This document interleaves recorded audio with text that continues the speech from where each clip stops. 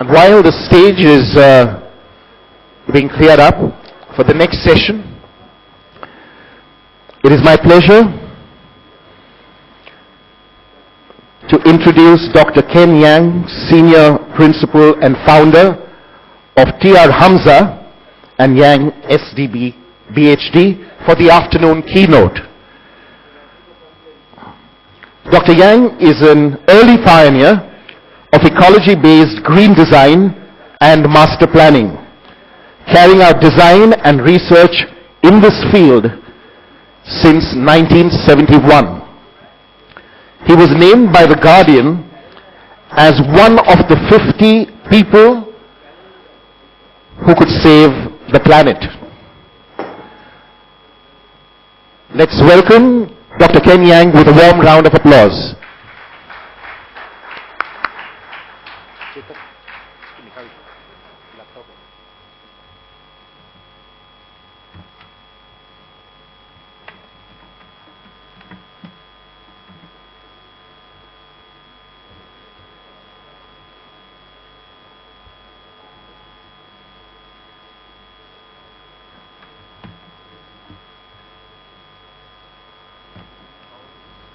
If you can. Well, let's get the slides working first.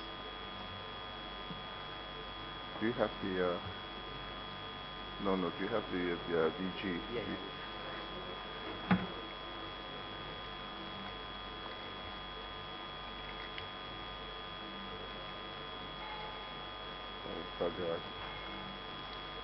Yeah. Do you have this one? Okay. No, the video.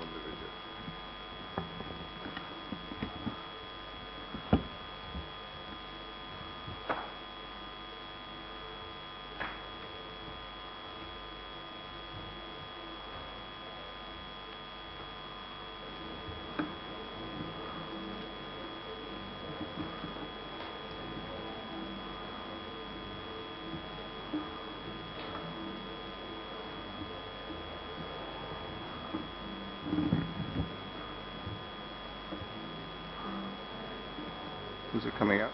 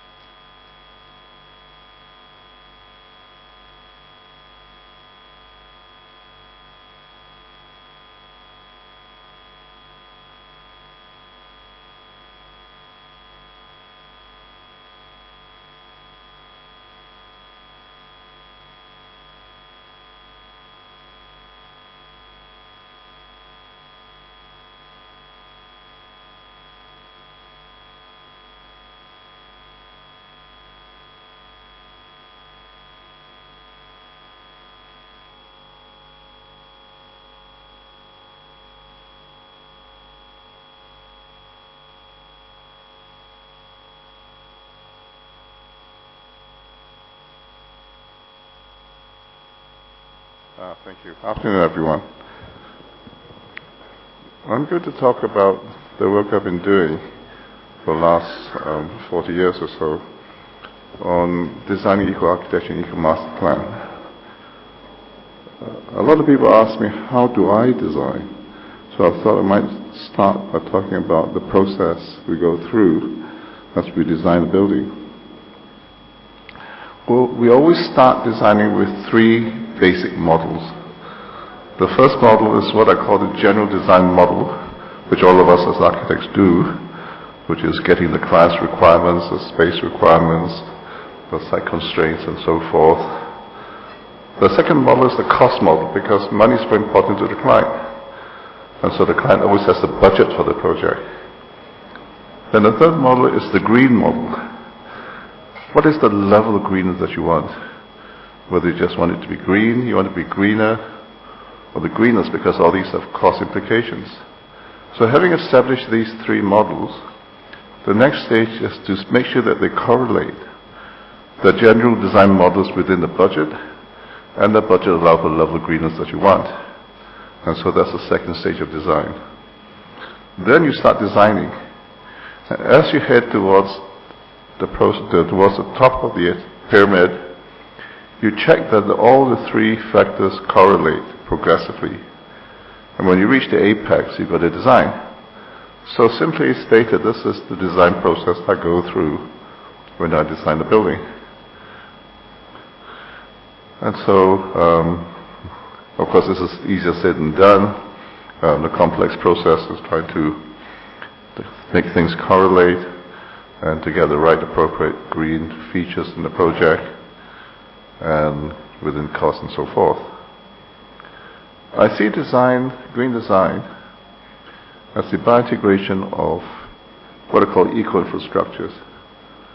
The first eco-infrastructure is nature. I call this nature's utilities because nature has an infrastructure which is equivalent to our engineering infrastructure. This is everything that makes up nature, the climate, the natural systems, and so forth. Then the second infrastructure is us, human society, our ethics, our rules, our regulations, the things that we do, our acts and activities, the things we do in the environment. The third eco-infrastructure is the built environment or technology, all the things that we make. As a species in nature, we make more things than any other species in nature. Then the last infrastructure is water, water is what life is all about. We need to close the loop. We need to bring the water from its source back to where it came from, rather than let it go into the drain, into the rivers, and it's gone forever. And so for me, green design is how we bring all these together. Nature, our human society, the built environment, water, and to bring it into a whole. And so if you like, in a nutshell, this is what we do.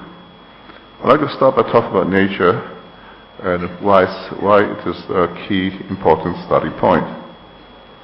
Now, ecologists sees the Earth as covered by this thin film called the biosphere, which is about 10,000 meters high. And within this biosphere are units in nature called ecosystems, which are communities of plants and animals. And ecologists calls this consisting of biotic and abiotic constituents acting together to form a whole. Now, human beings are part of nature. But unlike other species in nature, we're the most powerful. We're able to change landscapes, we're able to change the vegetation of locality, and now we're able to change climate.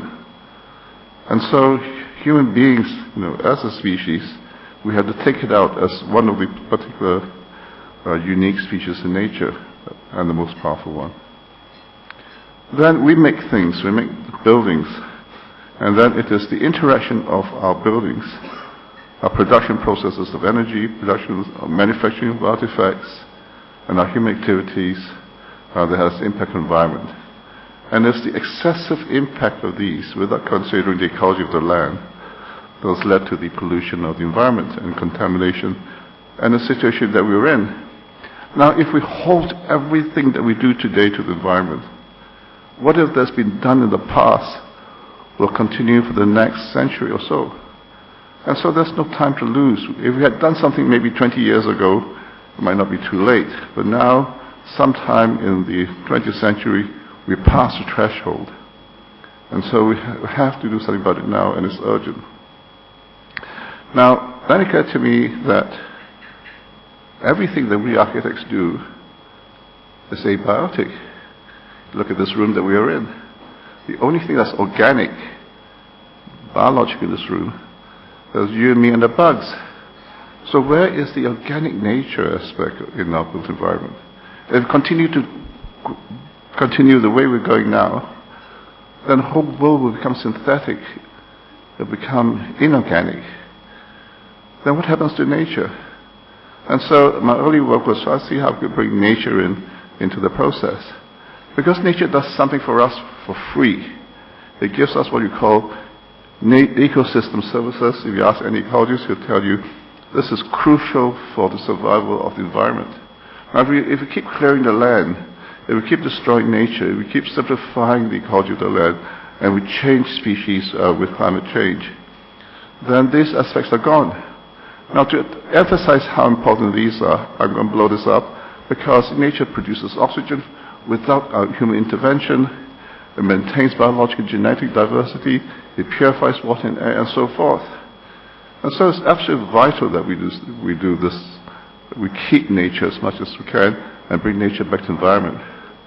So my work in it is to see how we can imitate nature, emulate the process of nature in our built environment and bring nature into our built environment so that we can produce, not whatever we've taken away from environment, we give back so that our built environment can produce and provide ecosystem services as well.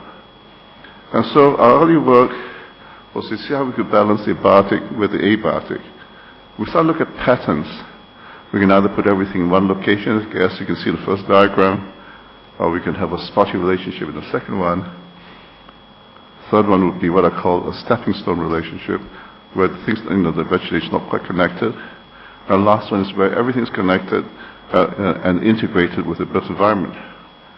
Now, ecologists sees the last pattern as the preferred one, because it enables species migration, enables species interaction.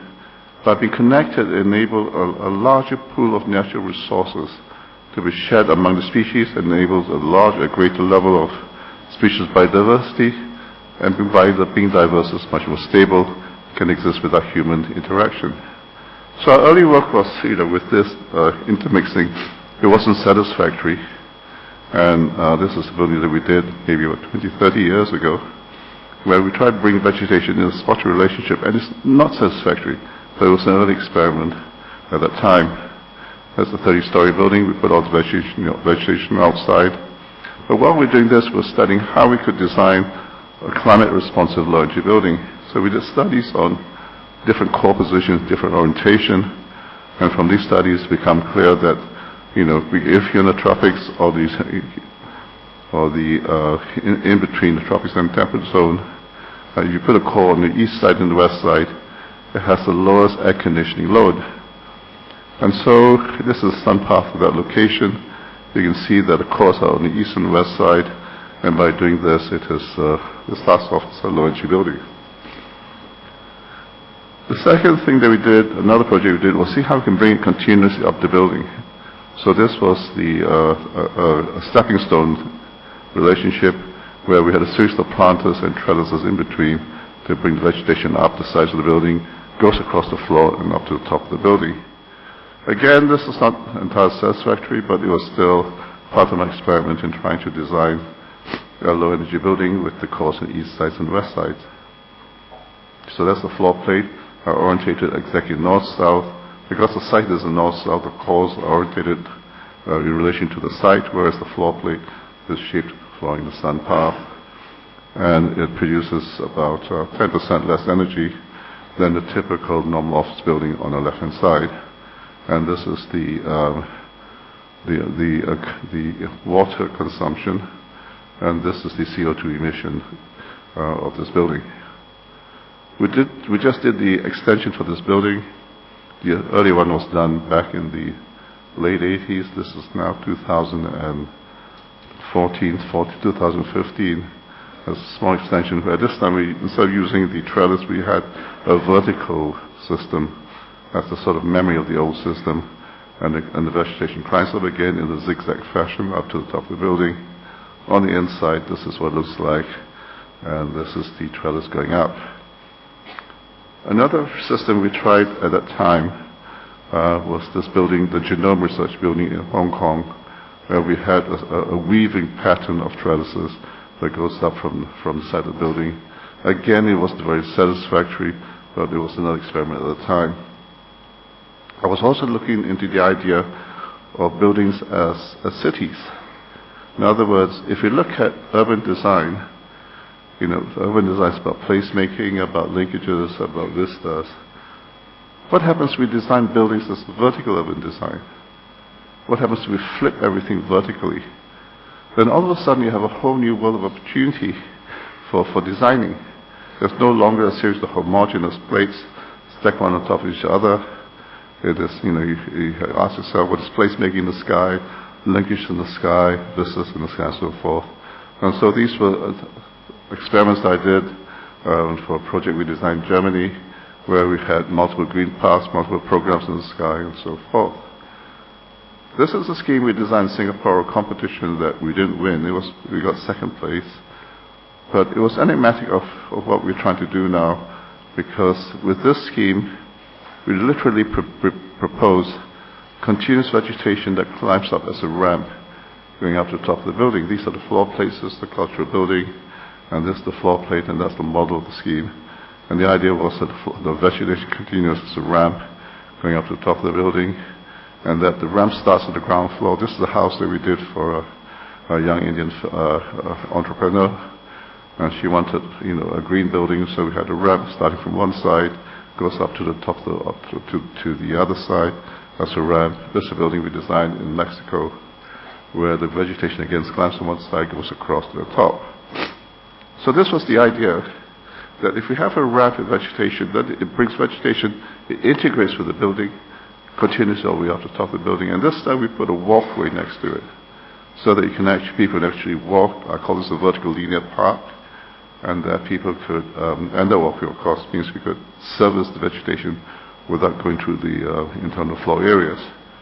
Well, it took about 10 years before we were able to realize this, and finally got a client to enable us to do this, and this is the Solaris building in Singapore, where we had the walkway and the facade, and this is the view of the same building, and that's the vegetation going up. With each floor we climb up, with the ramp, the vegetated ramp climbs up one floor on each facade, going up to the top. At the corners we open it up into a terrace, and here you can see the vegetation climbing an incline on every floor, and we open it up into a series of mini plazas, if you like. I call this a linear park in the sky, and if you spread it out, it's about 1.5 kilometers long. The edges of the corners would be the plazas, the mini plazas in which people interact with people inside. You can have lunch, you can have tea in these places. And here's the building that we are designing in London now, where we have a series of sky courts at the corners of the building. And that the building now is really furry, and this is the mid-level park, and that's the park at the top of the building. And so these are the key green areas. We have an eco-cell at the bottom, we have a vegetated ramp, a mid-level garden, we have a roof garden, and then we have a sky court at the mid-levels. Now in Singapore, you have to meet an index of 6 for vegetation, and here we got 12.2. And so for me, a rating system is just, just a framework. And our design intention is trying to exceed this as much as we can to make it super green, to make it greenest. The building actually consists of 2 segments, A and B, separated by an atrium in between. And the atrium has the glass louvered roof, in which the glass louvers are automated, so that in a normal day the atrium is not ventilated and it's not air conditioned, and the vegetation and the air can go up, but has sensors so that it rains, it automatically closes. And then the 2 blocks are linked by bridges, this is the bridge linked 2 blocks. And at the same time, we're looking into how we could use different devices. And this is this is an experiment we tried to design on this project, where we had what we call a diagonal light shaft.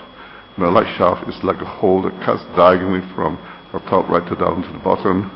And you can look up, you can see the sky, you can see the louvered roof, and you can look down and you can see life at the bottom of the street. And the idea at that time was to see whether we could increase the lighting level at the other floors by using holographic glass. But we were not able to do that at the time, because my friend who produces holographic glass stopped producing it. So then we want to repeat the idea of the operable louvers on the side walls. So we decided to develop what we call a breathing wall. But the vegetation we brought all the way down to the basement in what we call the eco-cell. And there it is, the eco-cell located in this position in the building. And this is what the eco-cell looks like. The eco-cell idea was something we developed 5-6 years earlier in our master plan for Carbon Waterfront, which we did win again. I think we were honorary mention And these are where the eco-cells are. Eco-cells are basically voids that we cut all the way down from the podium to the ground, to bring to the basement, brings vertical integration, rainwater housing, natural ventilation, daylight, and the bottom for the eco machine or a bioswale. So these were the 3 greening patterns that we did in our early years, and we thought, well, that's great. It's an experiment. That's a way to bring back vegetation to make the city much more organic. But we weren't satisfied with this. I thought we had to go to the next level and have a much more greater level of biointegration. And so we started looking at prosthesis design. This is what doctors and surgeons do, which in many ways is very similar to what we do, because we make artificial things like a prosthesis. It's artificial, it's human-made, and synthetic. But the prosthetic device has to biointegrate with the host organism, which is the human body. And everything depends on this successful biointegration. If it doesn't integrate successfully, then either device breaks down, the human body breaks down. By analogy, our built environment is a prosthetic device. It is artificial, it is human-made, it is synthetic. So the issue then, what is its equivalent organic host? So the answer is very simple. That's the biosphere. So everything depends on how we integrate our built environment with the biosphere. And it is poor integration that is the cause of the environmental disruption at the moment. And so what does biointegration mean? To me, there are 2 types of biointegration. You can integrate physically, just like when you put a prosthetic device, you can join it one to the other, or you can join it systemically, where there are thousands of linkages, where you link the prosthetic device with the nervous system, with the muscles and everything in the human body. And this is the challenge of architecture. How can we biointegrate architecture with the natural environment? Now, what we humans do is that whenever we go on a piece of land, we cut it up. We chop it up by roads, by drains, by barriers, and then we put buildings to it. So what we need to do, as you see in my early years, was to try and put greenery, to green it. But what I do now is that I want to go beyond greening. As you know, a lot of people are now putting vegetation buildings, and I have a lot of imitators. So what we try to do is to create habitats within the building, so the vegetation becomes not just green areas, but actual living things within the building, a series of habitats, so the whole building becomes a total living system. So this is the scheme that master plan we did in Korea, in what's called Yeang, which is latitude 37 degrees, and it is a fairly biodiverse location, and not as biodiverse as you are in Mumbai, or certainly not in the tropics. And we looked at the vegetation, what's a native species that we can bring back to the site. So these are different habitats on this site. And within the habitats, whether it's a green wall, the green roof, or green atrium, or even green patches on the ground, or the constructed wetland, or even the eco-cell. These are different habitats in this master plan, marked in red. Then we do research on the native fauna species that we want to bring back. Native, not invasive, not alien species. And then having identified the native species of fauna, we identify whether for feeding, breeding, or refuge, or for prey, or for water. The next is to see whether we can identify the flora to protect the fauna within these habitats. And then we match the 2 together in what we call a biodiversity matrix. Then this way, the whole building, the whole structure becomes a total living system. And these become biodiversity target, becomes the basis for designing the micro details of the habitats through landscape architecture. And so this, to me, is the next generation green design. People ask, where do we go beyond LEED?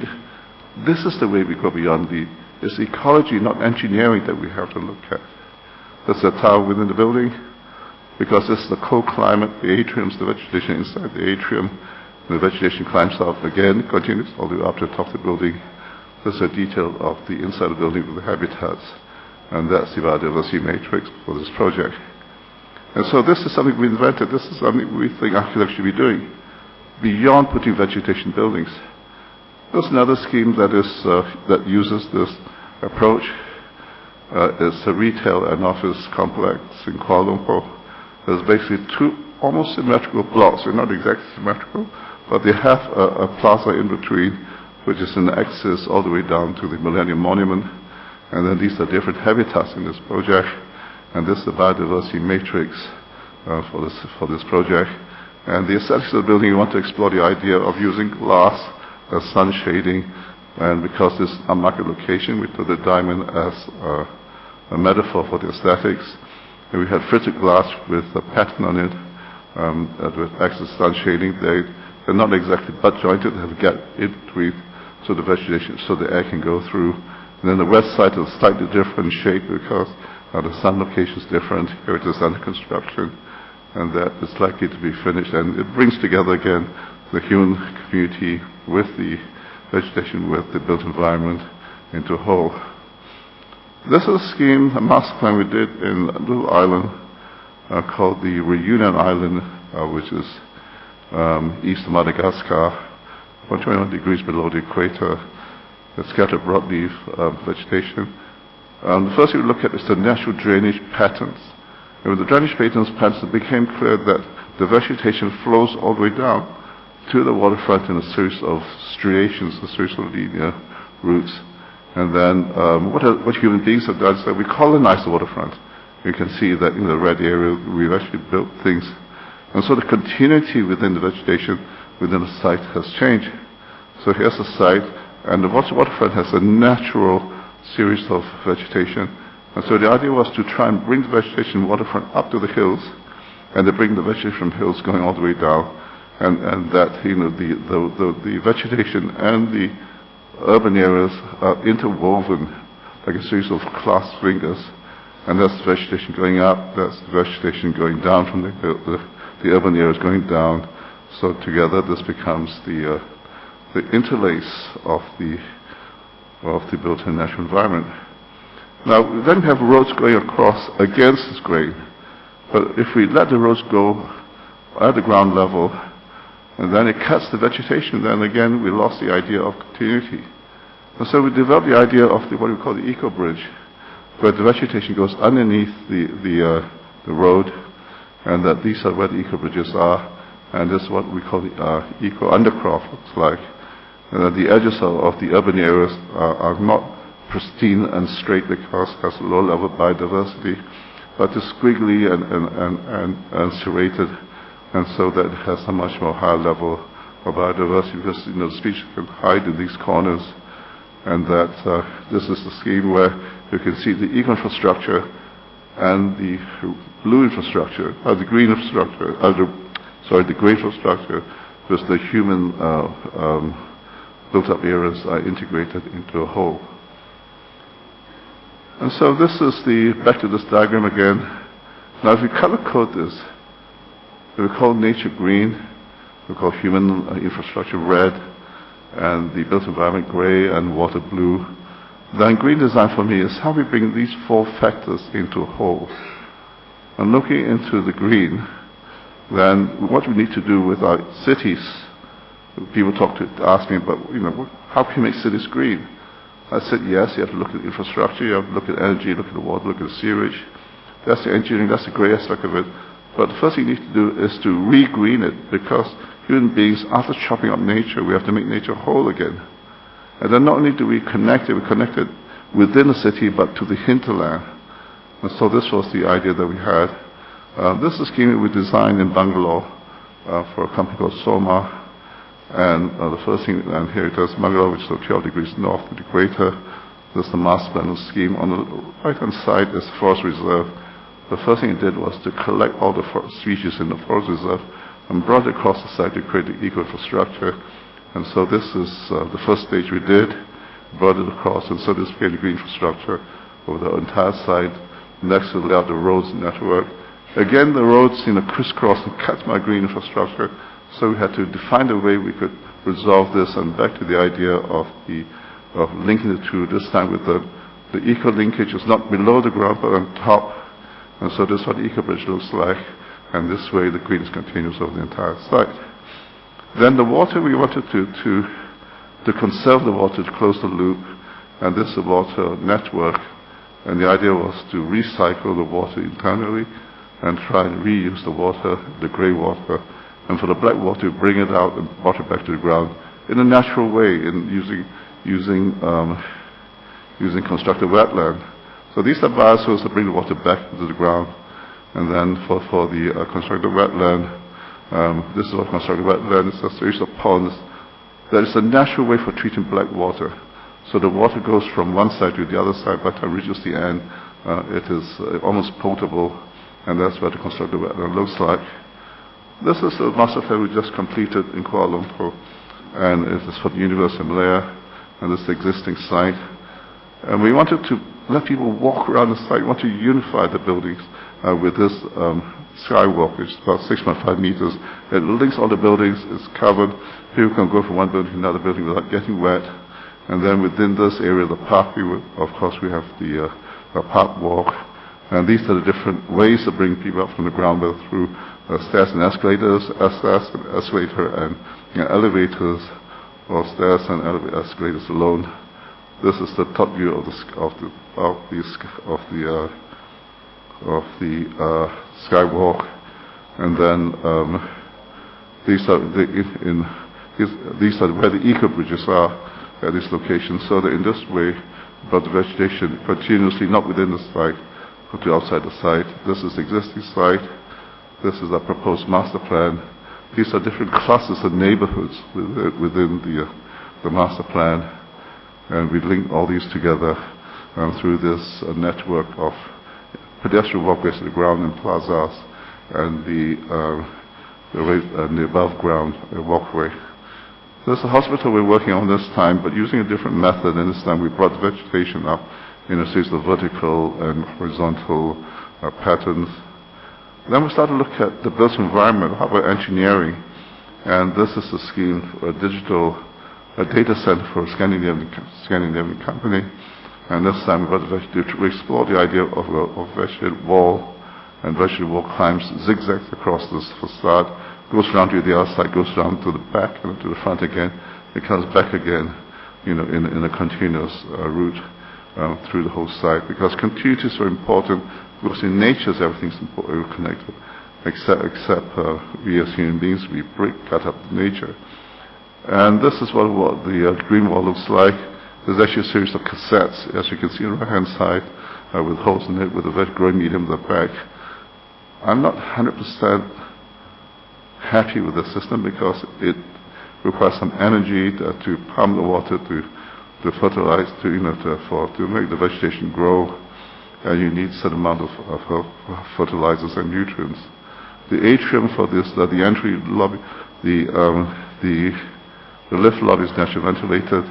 And then at the top, to give the power to this, we put a photovoltaic series of photovoltaic panels, and this is the energy used on this building. It's 150 kilowatt hours per square meter per annum, compared to the typical office building, which uses about 210. So it is a low energy building, but not that satisfactory. This is the emission reduction. So now designing a low energy building then is part of technology what we do. Now let's say if you're in a temperate climate, you have a very cold winter and very hot summer, and in between you have two very nice mid-season spring and autumn. And so green design for me starts with passive mode. Then we try to shape the building, try to orientate the building, try to do the facade of the building, and in this way you can see the little white dotted line. We can improve comfort conditions a bit more from the outset, but not that much. What we try and do is to start with using renewable energy sources, so that we are not dependent on full mode systems as is in all existing buildings.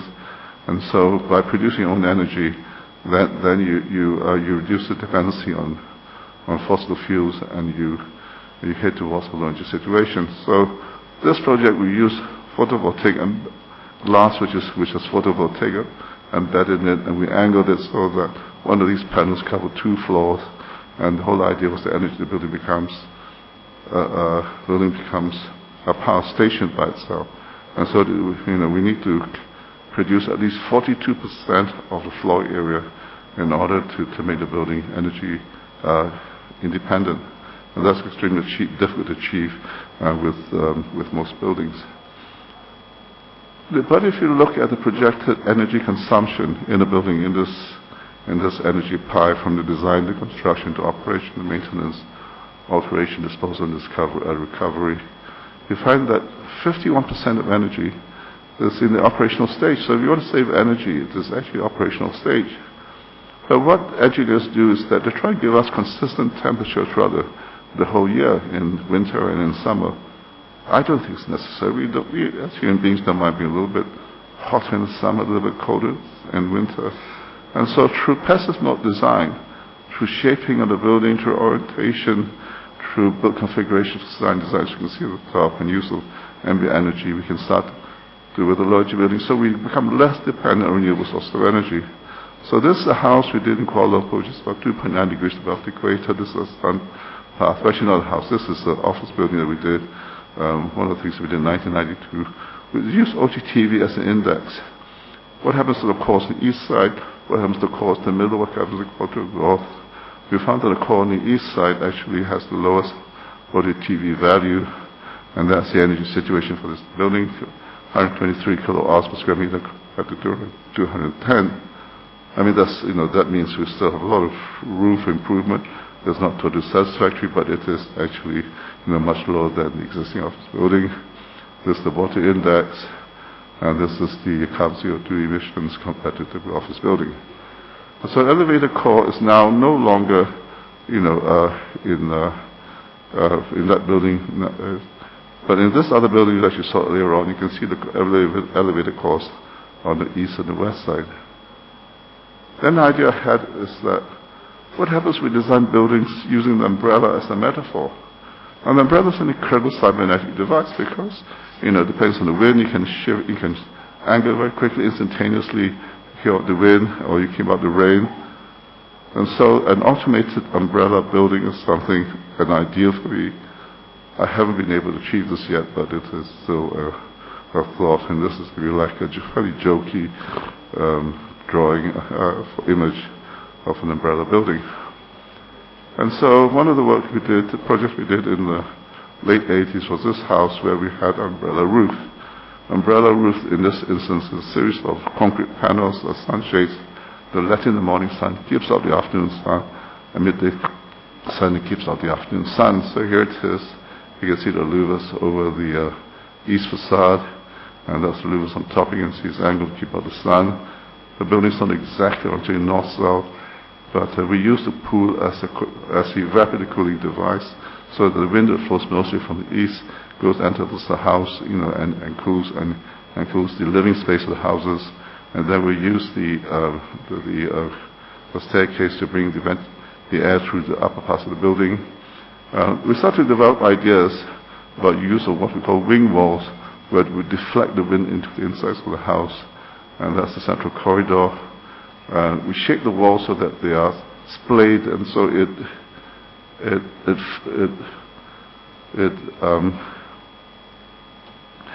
it combines the inside and the outside in a series of courtyards. And so the building is actually a series of courtyards, A, B, C, D, and E. And this energy index for the building, which is about 47 kilowatts per square meter. And these are the different aspects. Oh yes, I've been told to shut up. I'll do that in a minute. So for this building, the atrium is naturally ventilated, and this is what we call the breathing wall, where the walls consist of a series of angled glass, so that it lets the air through, keeps out the wind. And this is a project we did in London.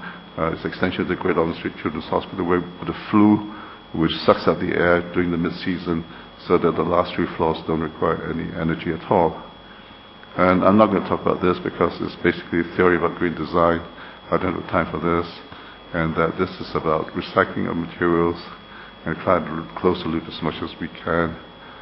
And this is, if you like, a model for green design, which is in my books anyway. And so green design is about integration of these 4 aspects: the inputs, the outputs, internal areas, and the outside. Now this is my last message to you. What happens if we get everything right? We've got technology right. The green, the gray, and the blue. But what if we don't change? We continue with the high consumption production systems, our desires to have more and more things. And so everything that depends not on technology. Green design is not, the green future is not about design. It's about us as well. Our lifestyles have to change. Oh, okay. My computer has shut me up. Thank you.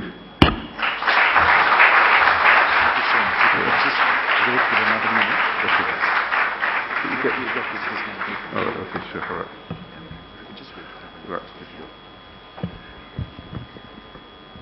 Thank you so much, Dr. Yeang, for a wonderful presentation. I'd like to invite on the dais Mr. B. Santanam, President and Managing Director, First Class South Asia, Malaysia and Egypt, Saint-Gobain, to present Dr. Yeang with a memento as a token of our appreciation.